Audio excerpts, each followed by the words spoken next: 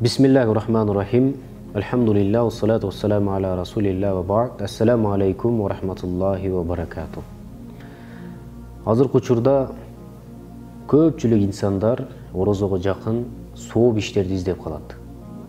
Кандай кылсам, качан, кайсыл жерде кылсам менин сообум көбүрөөк болот деп. Көпчүлүгү акчасын көтөрүп, сырттагы баягы тилемчилерге акчасын берет. Көпчүлүгү баягы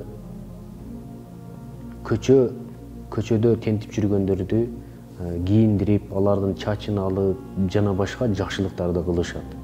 Анткени бул нерсени көргөн инсандар аябай бактылуу болот, же болбосо ошол кылган адамды жакшы көрүп калат.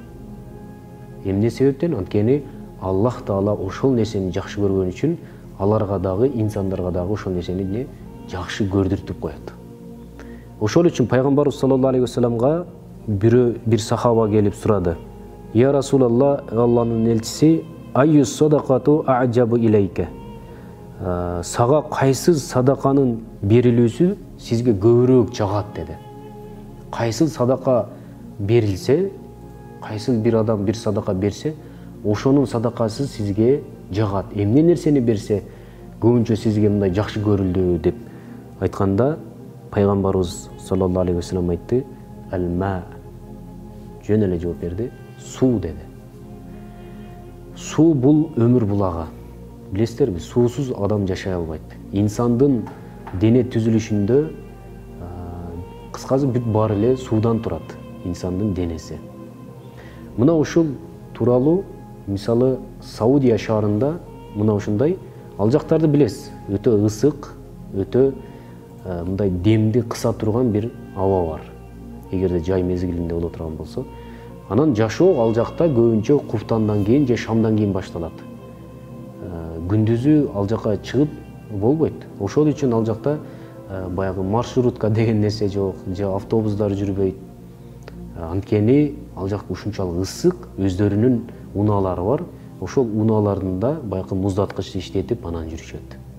А бизге окшогон студенттер эмне кылат? Көчөдө жүрөт, ысыкта жүрөт, же болбосо ал жакта Индия, Пакистан, Бангладеш ошолор мигрант болуп барып ал жакта жумуш кылышат. Ошол үй бүлөсүн багышат. Ал эми ошолор көпчүлүк учурда жолдо жүрүшөт.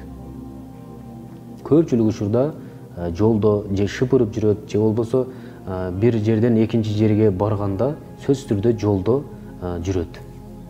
Эми мына ошол учурда мен аябай бир нерсени байкадым. Бул нерсени айтсам, сиздерге дагы жагат. Ким эгерде ушул нерсени колдоп чыга турган болсо, бүгүнкү күндө Кыргызстанда эң акылдуу инсандардын бири болот. Анда эмесе кулак салыңыз. Алар мына ушундай кылат. Мен көп жерде байкадым. Жолдо баратсаң, бир коробка жерде жаткан болот.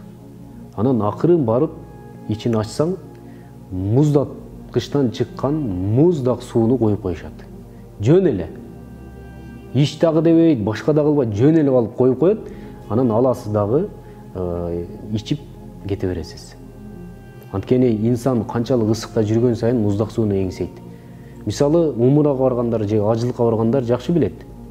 Мындай өзүнүн баягы жатаканасына баратканда баягы суусун көтөргөн жаш балдар же ошол жердеги инсандар кадимгидей суу таратат, билесиңерби?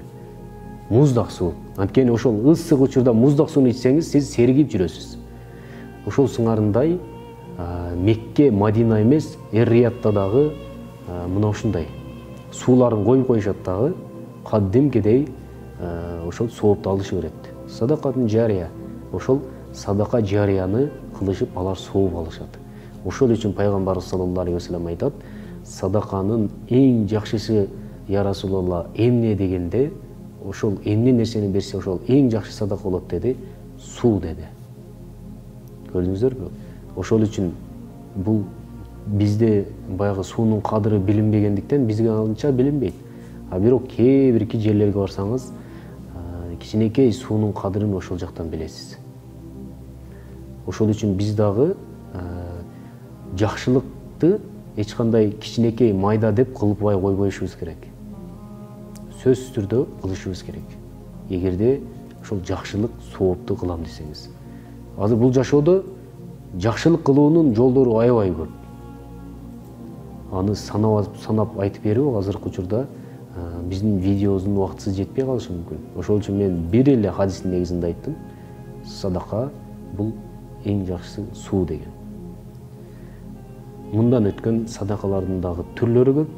Ошолорду китептерден изилденип, ушул нерселерге амал кылып жашайлы. Ассаламу алейкум ва рахматуллахи ва баракатух.